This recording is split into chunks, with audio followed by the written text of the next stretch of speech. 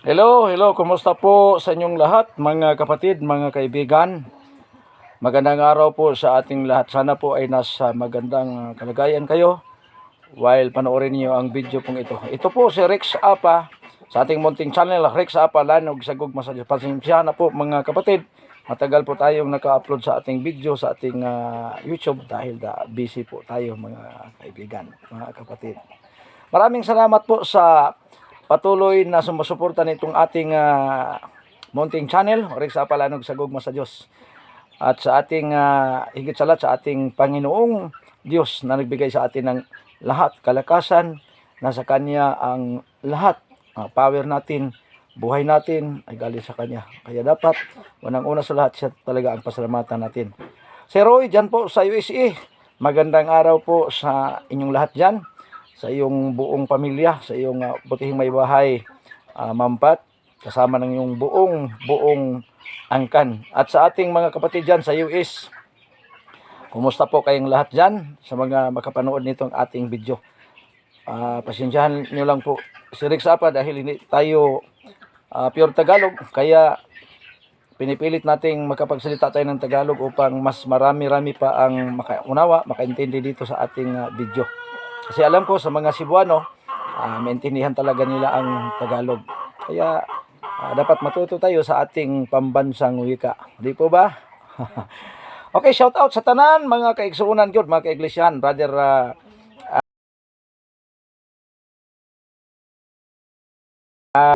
salamat po sa pagtawag kanina at nag-confirm na tayo po ay makasamahan sa gawain ng Diyos. Marami pong salamat. Pro Edgar Arellano, dyan po sa Mungkayo, Trento. Salamat po sa pagtanggap sa ating pag-add natin sa FB. Sana po ay mapunlakan ninyo yung aming request dyan. Kung hindi man, nasa inyo rin, nasa inyo rin ang lahat dahil hindi naman kami namimilit.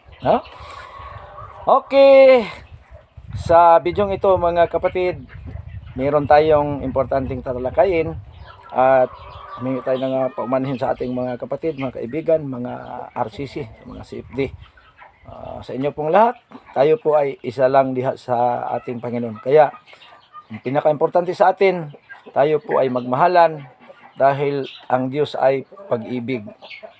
So, kaunting komentaryo lang mga kapatid, mga kaibigan, doon sa nangyaring dialogue ni Pastor Bacalaris at Darwin Gitgano, ang isang nakilala na rin na isang pari sa dialogue na nangyari sa kanila.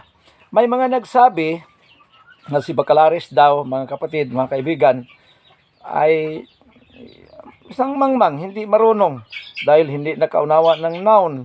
O mga panglalait na nakikita ko po diyan sa social media. Lalong-lalo na sa ating mga kaibigang mga CFD. Yan ang mga comment nila. May nagsabi pa na si Bacalaris daw, ito po ang kanyang bakak, Jerry the Mouse. Nakita ko rin yan. O ito po, atin pong ipahayag, sabi niya. Pero alam natin mga kapatid, hindi na tayo magdadalawang isip. Tayo pong mga tao ay talagang mga sinungaling. Ay nakasulat po sa Isaias, sinulat ni Propeta Isaias, diyan po sa Kabanata 2, ang talata ay 22. Iwasan natin ang tao dahil hindi makaligtas. Sa anumang paraan natin siya igalang. O kung sa Bisaya pa, sa unsa mang paagi nato siya kanang tahuron. Ang gisulti sa Juan 3:24, nag-ingon mga kaigsunan, makigalaan, nga ang tao nga pinadala sa Dios nagsulti sumala sa punong sa Diyos. Kaya makita natin mga kapatid, yung tao na hindi nagsabi ng katotohanan, makilala natin dahil hindi ayon sa banal na aklat yung sinabi niya. Ayon, ang sabi ng aklat sa unang Juan, Kabanata 2, ang talata ay 4, ang sabi doon mga kapatid, mga kaibigan, na yung taong nagsasabing nakilala niya ang Diyos, ngunit ayaw naman tumupad sa kautusan, yan ay mga sinungaling. O yan, nakilala na natin. Ngayon, ang sasabihin ko po sa mga kaibigan. So, ang atin lang po, tanggap-tanggap na lang po tayo.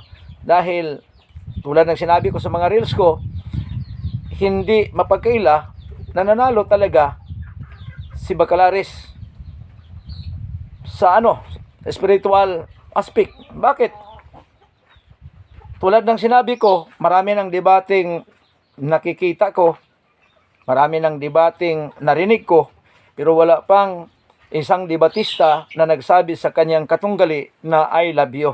Kaya sinabi ko, mga kapatid, mga kaibigan, kung sigit gano, nag-I love you too lang sana, siguro makatabla siya. Pero hindi. Yan ay makikita nating huwad na reliyon talaga ang Romano Katoliko. Dahil, alam naman natin, matalino naman sila talaga. Pero hindi man ito sa patalinuhan, mga kapatid, mga kaibigan, kundi kilalanin ang tao na mahal kita, I love you. Yan sabi ni Butangi Butata, sabi ni Bacalaris, I love you dahil naipit na. Hindi yan simbolo ng pagkaipit. Pag sinabi mong I love you, yan ay tanda na ikaw ay galing talaga sa Diyos. Kaya sinabi sa 14:15 sa 1, if you love me, keep my commandments. Kaya mga kapatid, mga kaibigan, si Satanas manoon sa kanyang kapanahunan, expectation niya dahil namatay si Kristo, na ipako sa cross ay nanalo siya. Hindi niya alam na doon pala siya matalo. Ganyan din si Darwin Gitgano, mga RCC, mga CFD. Nagtiwala kayong kayo ay nanalo, pero ang totoo, natalo po kayo. Dahil nasabi po ni Bacalaris ang sabi ng Panginoong Diyos, I love you. Kaya itong programa nating Lanog sa Gugma sa Diyos, ito po ang gustong ipasisiwalat sa atin sa buong sanglibutan. Hindi po itong ating religion, mga kapatid, mga kaibigan. Ito po si Brother Rex Apa sa munting channel natin sa Rex Apa Lanog sa Gugma sa Diyos. Magsasabing sana'y gabayan tayo palagi ng Diyos at tayo po ay maligtas sa pagdating ng araw. Dahil gusto po ng Diyos na tayo pong lahat ay maliligtas, mga kapatid. Yung mga debate, mga argumento natin, hindi yon ang basihan na tayo po ay tawaging matalino at tayo po ay patirahin dyan sa kalangitan na inihanda ng ating Panginoong Hesus. Iisa lang ang dapat nating malaman. Kung ikaw ay isang tao,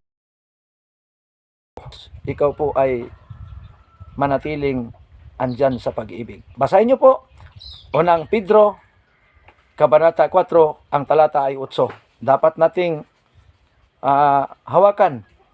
Wala nang iba maliban sa pag-ibig. Dahil ang pag-ibig ay nagbigay ng kapatawaran sa ating mga kasalanan. Ito po si Brother Xapa magsasabi,